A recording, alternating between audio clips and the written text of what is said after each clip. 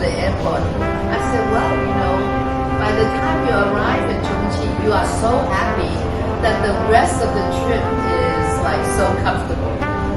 So it's part of a personal growth as well as the content in English for our Chinese classes.